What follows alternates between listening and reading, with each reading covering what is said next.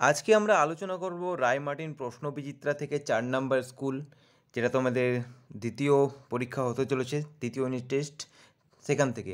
তো এর পাতা হচ্ছে 472 পাতা। তোমাদের কাছে যদি প্রশ্নবিচিত্রা থাকে তাহলে 472 পাতা খুলে নাও। আর এর যতগুলো প্রশ্ন উত্তর দেওয়া আছে, ছোট বড় সমস্ত প্রশ্নের উত্তর আমি তোমাদের পিডিএফ প্রোভাইড করে দেবো।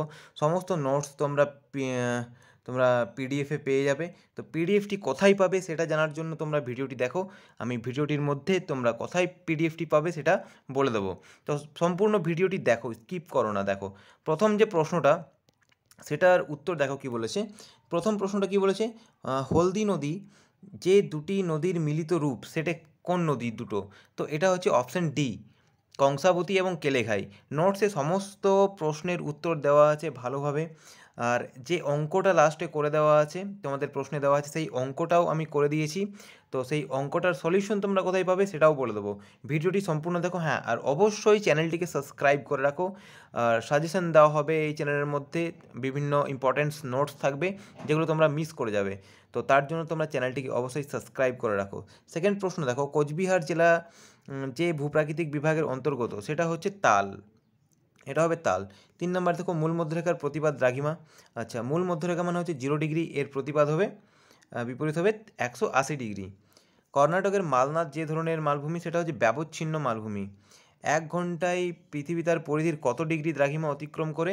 তাহলে সেটা হচ্ছে 15 ডিগ্রি। আমরা জানি যে 1 ডিগ্রি দ্রাঘিমার পার্থক্যে সময়ের পার্থক্য হচ্ছে 4 মিনিট। তাহলে 1 ঘন্টায় কত হবে? 15 ডিগ্রি। আর প্লায়া এবং পেডিমেন্টের মাঝে সৃষ্ট ভূমিরূপটি হচ্ছে বাজাদা। যে যান্ত্রিক আবহবিকার প্রক্রিয়ায় সংঘটিত হওয়ার সময় শব্দের সৃষ্টি হয়, এটা হচ্ছে ক্ষুদ্রকণা বিস্ফোরণ। তাহলে ইউনিট ওয়ানের বা বিভাগ কোয়ের সমস্ত অ্যান্সারগুলো আমরা দেখলাম। এরপর দেখবো বিভাগ সময় নষ্ট না করে চলে এসেছি পিডিএফটাতে দেখো, একটু আগেই তোমাদের যেগুলো ডিসকাস করলাম সেইগুলোই দেওয়া আছে। সমস্ত অ্যান্সারগুলো দেওয়া আছে এখানে। তাল 180 ডিগ্রি সমস্ত অ্যান্সার এখানে তোমরা পেয়ে যাবে। এরপর দেখো বিভাগ ক্ষয়ের যে প্রশ্নের অ্যান্সারগুলো আমরা করব সেটা হচ্ছে গিয়ে, দেখো শূন্যস্থান পূরণ করতে বলেছে। তো চুনাপাথরযুক্ত অঞ্চলে ভৌমজলের কার্যের ফলে সৃষ্টি হয় টেরারোসা ভূমিরূপ। দুটি বিপরীত চ্যুতির মধ্যবর্তী ভূভাগ বসে গিয়ে গ্রস্ত উপত্যকা সৃষ্টি হয়।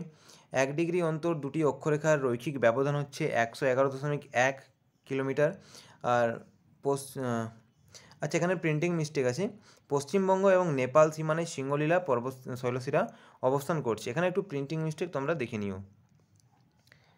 তারপরে দেখো 2-1 কথায় উত্তর দাও। যেটা ক্যালসিয়াম সালফেট এর সঙ্গে জল যুক্ত হয়ে জিপসাম সৃষ্টি হয় কোন প্রক্রিয়ায়? এটা হচ্ছে জলযোজন প্রক্রিয়া।